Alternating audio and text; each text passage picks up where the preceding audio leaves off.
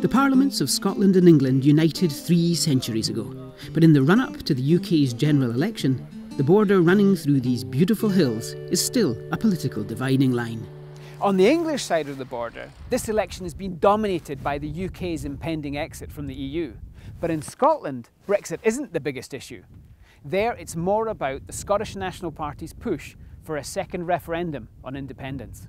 In the key marginal seat of Berwickshire, Roxburgh and Selkirk, the independence debate has helped marginalise the once powerful Liberal Democrats, says former Liberal leader and local MP Lord Steele. The truth is that the election in Scotland is quite different from the rest of the UK, mainly because of what I call the Conservative SNP dogfight.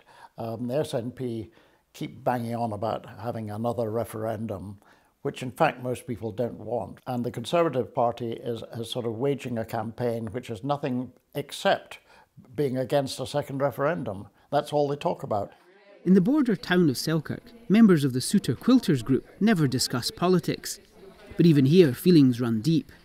Some quilters like SNP leader Nicola Sturgeon's promise of strong opposition to a Conservative government pursuing a hard Brexit from the EU.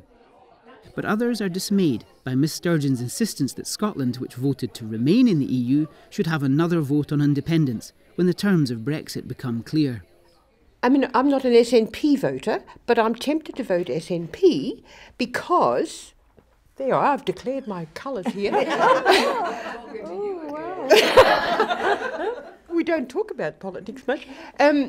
Because I'm frightened that Theresa May is becoming presidential. We don't have a decent opposition.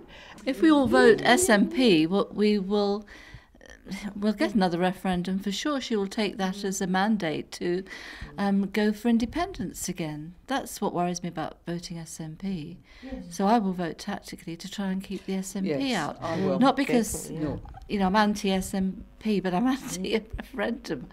You're saying you also would vote tactically to stop the SNP at the moment? Definitely. And who does that, in this constituency, who does that mean voting for, do you think? Lamont, yes, definitely Tory. In the 2015 general election, the SNP won a shock victory here, beating the Conservatives by just 328 votes. But local Tories believe the tide has since turned. In the 2015 general election, the SNP won a stunning 50% share of the vote in Scotland. In Scottish parliamentary voting in 2016, they did almost as well.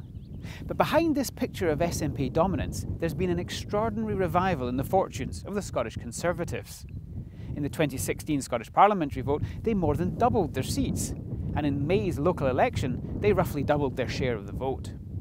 Conservative candidate John Lamont, who has tried unsuccessfully to win this seat 3 times since 2005, has resigned from the Scottish Parliament to contest it again.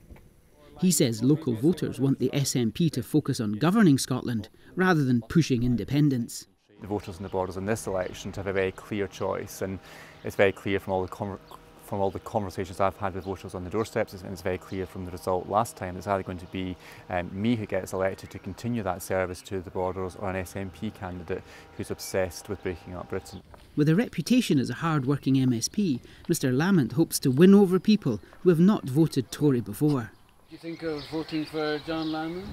I would give it serious consideration, yeah, because I think he's obviously it's his 4th attempt, so if nothing is determined, 4th time lucky, could be. Have you voted Conservative in the past? Never, no, never voted Conservative. Callum Kerr, the SNP candidate, admits retaining the seat will be a challenge. But he says the constituency needs an SNP MP who can fight for its farming and textile interests. And in an area that voted heavily to stay part of the UK in 2014, Mr Kerr hopes to get support, even from those who do not share his desire for independence. This election is about representation at Westminster. It's about Brexit. So people know that they can vote for me without believing in independence. I will not misinterpret their vote as saying they believe in independence. I know that it's about standing up for the borders in Westminster. On June 8th, this beautiful constituency and others like it will offer an important indication of whether the SNP has passed its peak and of how far the Scottish Conservative revival might go. Mure Dickie, Financial Times, Berwickshire, Roxburgh and Selkirk.